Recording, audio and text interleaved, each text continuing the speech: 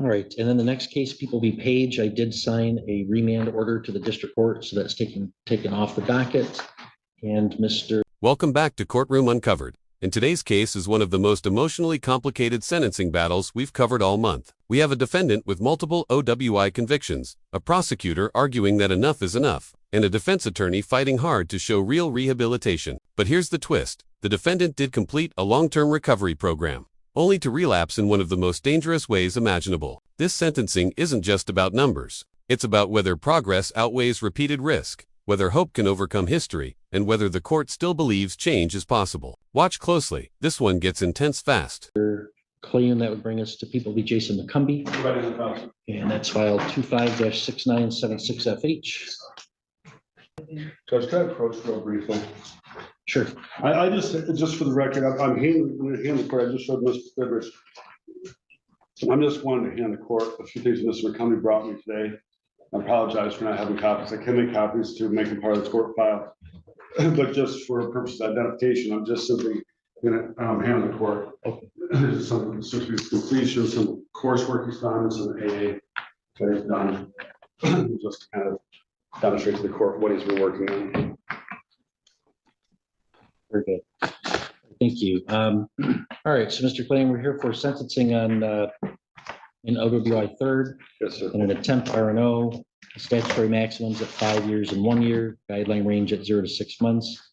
Any additions, corrections, or scoring challenges from the defense? No, sir. Ms. Goodrich from the people? No, Your Honor. Mr. Clay, go ahead with any. I have a requested forfeiture order from the prosecuting attorney. Does the defense have any objections to that? We do not. Okay, so we'll go ahead and sign that. I thought we'd already signed the stipulated order, but I signed a lot of things every day, so I thought I had, but we discussed it. No, that's fine. Okay, so I've signed that. Do you want me to give that to the clerk or turn that back to you, Mr. Rich? I don't remember. I believe it goes to the clerk. Okay. All right, Mr. Klein, anything you want to say on behalf of the client? Sorry, thank you, Honor. I was trying to think about how I wanted to address the court on this. I've been in front of you a lot of times. You know that I try to look at both sides of the argument and try to anticipate what the other side's argument is going to be. And I completely understand. I think it's essential as an attorney to understand what the opposing side is. So Ms. Goodrich and I, we talk a lot about our cases, and I understand that to a certain extent, to a large extent, she serves a different master. She's got a different job than mine, and that's how an adversarial system works, and that's fine. And we don't have to agree, and a lot of times we don't agree, but I can respect other opinions. What I want to share with the court today is my acknowledgement of the downside of Mr. McCumbee, the positives that he's making, and then the difficult balancing test this court's going to have to make. I think it is a difficult balancing test. And normally I wouldn't say, well, Jesus, a tough balancing test on a 0 to 6 guideline because they're going to be a sanction. How tough can it be? No, you're right, because my question in my mind was whether we should send him to prison or not, despite the guidelines. Right. So yeah, you're right. I mean, it's tough. It's tough, And when the analysis is being done, I think it's important to look at. And I think I go back to the basics. What's the 4 goals of sentencing? We all know them. It's not novel legal argument. When I look at drunk driving cases, in my opinion, probably the biggest goal is protection of society, 100%. Because we get to all use the same roads. Why should I be in any kind of danger? Why should my family be in danger if somebody makes a decision to inhale chemical dust and drive a car? Why should that come on me? But I also recognize that that's only one small aspect of it. The other aspect we consider is rehabilitative efforts, punishment, obviously, and deterrent effect to others. I tend to think that the deterrent effect to others doesn't really have a lot of impact. The reason being is that most people, if they saw the minimum sentence that the court is required to give of 30 days, that'd be a deterrent effect to anybody. Nobody wants to sit 30 days in jail. Nobody wants to sit 6 months in jail. Nobody wants to sit 18 months in prison. But I think there's a diminishing marginal return when it comes to how much time. What's that number? Okay. So when I look at drunk drivings, and I represent a lot of people accused of drunk driving, a lot of people convicted of drunk drivings, I think that's probably the most important thing. They go hand in hand. I think it really does. The rehabilitative efforts of the court and the protection of society, how those marry, how do they merge? What's one trumps the other one? And I don't think in this case they need to. I don't think there is one trumping the other. I reflect back and, this case has been going on for a while. Mr. McCumbee has made a lot of progress, but I remember I was leaving last year on vacation, and as I was leaving, I got a phone call from Jason, and I've been trying to talk to him and say, hey, listen, when are we gonna get serious about this? When are we get serious about, your recovery? You've been through the sobriety court, you've been through treatment before. When's the light bulb gonna come on? And I had this conversation, Jason will remember this, with him many times. And he called me on, kind of out of the blue. He said, I'm ready. He said, I'm ready right now. He said, I've got a bed, Sunrise Center. I've got a plan. I'm gonna be there for a long time. And the court, remember, for a long time, when we did the hearings of Mr. McCumbie's case, he was doing it from the inpatient treatment. And I think there was a little bit of guarded, maybe skepticism. Is he gonna stay? Will he actually follow through this time? But almost like clockwork, we do a jury status conference. Here's Jason at the center. Do another status conference. Here's Jason still at the center. Then he gets out. What's he doing now? He's doing his outpatient counseling through Harbor Hall here in Sheboygan. He's going to meetings. He's going to do everything he can to make himself a better person.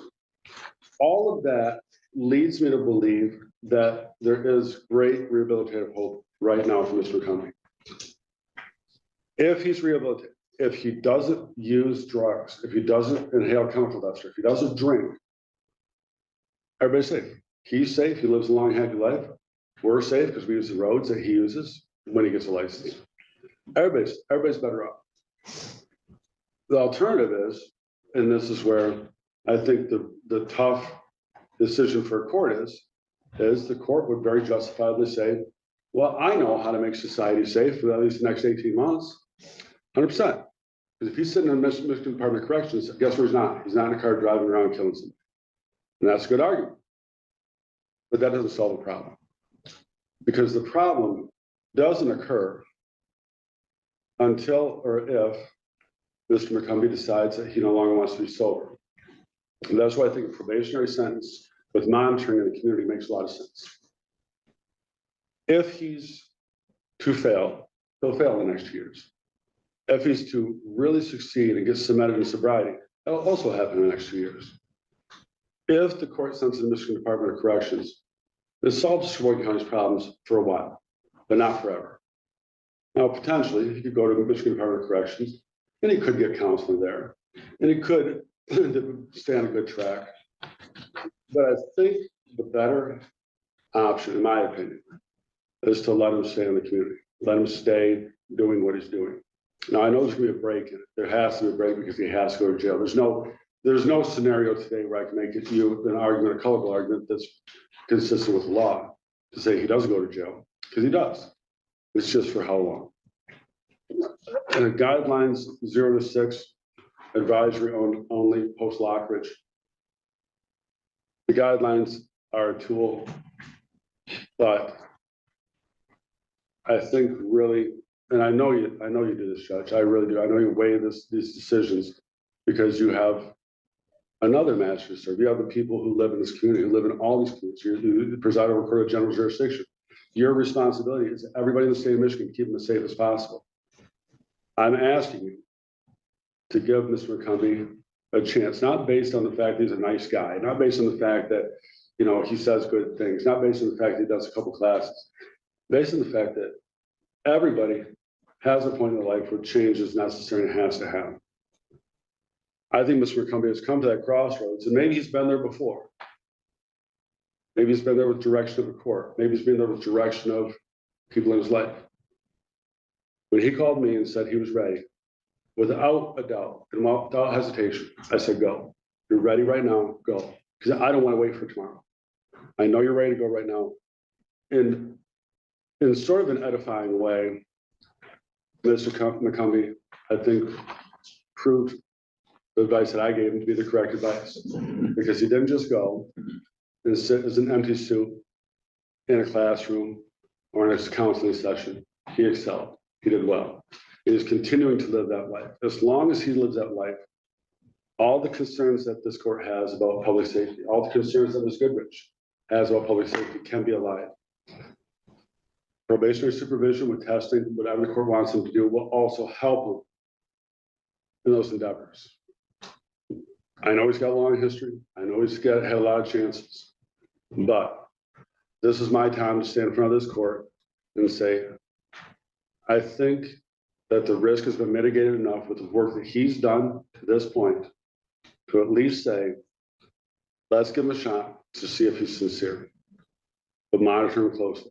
That's what I'm asking the court to do. He's got to serve the 30 days. I think a sentence within the guidelines is warranted. There's nothing that I'm reading in the guidelines that isn't accounted for, given proper weight. So that's my 2 cents on it. I certainly doubt the court has any questions for me. I would answer the court's questions if you have any, but I think I've covered everything I needed to. All right, thank you, Mr. Clay. Mr. McCombie, you don't have to tell me anything today, but you're welcome to. Is there anything you want to tell me or no? I'm sorry I got myself into this situation and let people down, myself down, but I'm trying to do my best to make it better. Thank you, Mr. McCombie. Ms. Goodrich, recommendations from people. Thank you, Your Honor. I think it's important in this case to go into a little more detail about how we got here. On September 11th of 2024, which is a Wednesday at 7:07 p.m., law enforcement observed the defendant driving his vehicle on the wrong side of the M27 highway. He continued to drive erratically, almost colliding with another vehicle. Law enforcement approached the vehicle and observed that the defendant had urinated himself. The defendant had the car in reverse, so law enforcement instructed him to put it in park. Defendant complied with that. Then defendant put it in drive. Law enforcement instructed defendant to take the keys out 3 times and then had to reach over and do it himself because the defendant would not comply. The defendant was ordered out of the vehicle and the defendant grabbed a can of duster and began inhaling it right there. This moment is crucial. The prosecutor isn't just recounting the facts, she's strategically painting a picture of extreme public danger. Driving on the wrong side of the highway, unresponsive to commands, inhaling duster in front of officers. These aren't minor, they are life-threatening choices. And by listing every relapse program and prior OWI, she's arguing that the community has already invested years of resources with little long-term change. Her message is clear. He knows what to do, he just won't do it. This raises a tough question for the audience. Is rehabilitation still meaningful if someone repeatedly chooses relapse? Or is incarceration the only way to guarantee public safety? In front of the officer sitting behind the wheel. Defendant then tried to grab the keys, but law enforcement fortunately took them away from him. The defendant then, with no keys, tried to put the car in gear, so law enforcement had to pull the defendant out of the vehicle. The defendant again tried to inhale more of the can of duster. Law enforcement had to continue to struggle with the defendant for about 1:40 before handcuffs could be placed on him. The lab reports revealed that the defendant had gabapentin, tramadol, and the inhalant in his system. The defendant is 50 years old. He was 23 at the time of his first arrest. He has a GED. He has 1 prior felony and 6 misdemeanors. They're all substance abuse related. The first OWI was in 1999. He received 1 day in jail. Again in 2000, he received an impaired 1 day in jail. In 2001, a drunk driving third, 270 days in jail. In 2021, another OWI third. He participated in our Sheboygan Recovery Court program, graduated in January of 2023 after 2 years of intensive probation, and turned around in January of 2024 and entered a plea to attempted chemical agent prohibited use. No jail. And then here we are in September of 2024. He's been in jail 3 times, probation 3 times, outpatient counseling 3 times, completed 2 inpatient treatment programs, as outlined in the PSI, completed the 2-year intensive recovery court program. The recommendation is for 6 months jail with 2 years probation. But based on all the efforts made thus far with defendant, probation just doesn't make sense. He knows what to do. He knows the resources that are in our community and chooses to endanger the public instead. I think the guidelines do not take into consideration the seriousness of the defendant's actions and choices on the date of the incident, which created a high risk of public safety. The guidelines do not take into consideration the fact he keeps committing the same crime over and over again, despite the large amount of time and resources that have been invested in him, trying to help him to stop. The guidelines do not take into consideration that approximately 1 year after he graduates from an intensive treatment court program, he is back on the road, driving while intoxicated. Defendant has exhibited by his decisions and actions that he just does not want to stop driving intoxicated. He doesn't become intoxicated and just not drive. He keeps choosing to get behind the wheel of the vehicle. Defendant has been given numerous chances to change his life and has not used them, but he has not been to prison yet. I am asking the court to order 16 months incarceration. Thank you. Thank you, Mr. McCombie. If you please stand for the first sentence. As you can tell from, what your attorney said and what the prosecutor said, there's a lot of thought on both sides that have gone into this case. I've wrestled a lot with what to do about this, Mr. McCombie. You graduated from our recovery court program in 2023. So, that time, this is your true fifth impaired driving conviction. That was your true fourth. And you avoided jail or prison by a treatment court program. And then, I agree with almost everything that your attorney said here today, with one exception. And he said, well, we'll know in the next 2 years. But we gave you a 2-year recovery court program. And, you graduated from that. We had a nice happy day that day. And then you went out and very soon after shifted from alcohol into inhalants. I think, as you know, if you go back to alcohol, your body will kill you. You were on death's door from alcohol. I'm sorry that during the treatment court process, we didn't get deep enough to whatever's driving you to use whatever's in your reach. Like I said, your body has shut you down from alcohol physically. But clearly there's something still going on underneath that's, not allowing you to move forward with your recovery. What makes me most sad is that there was a vacancy in the district court when you got that huffing case. So I was your judge on that huffing case. And so there I was at sentencing on a misdemeanor for fines and costs under the criminal justice reforms. That's really what was called for that. But I remember talking to you about how you graduated from the program, how we were all invested in your recovery and your success in that. And I implored you to go upstairs and see Nicole, our recovery court coordinator, and get going in treatment. You didn't do that. That was another off ramp for you. You didn't do that. So although I agree with much of what your attorney said, I also agree with a lot of things the prosecutor said. And I had some notes to myself. This was a very dangerous impaired driving case. 7 p.m., you're crossing the center line. You're almost causing a collision. You're trying to put the car in gear while the officer's standing there. The public's at a heightened risk of death or injury. The officer's at heightened risk of death or injury with an impaired driver trying to place a vehicle in gear while they're doing a traffic stop. This is your true fifth impaired driving conviction. We've given you every prior intervention we can think of, including a treatment court. That's the best we have to offer. And then after that, you had another substance use conviction, and you disregarded the efforts to get you into treatment through that. Guidelines don't take into account the pattern of impaired driving here. They don't take into account the prior real rehabilitative efforts that were made.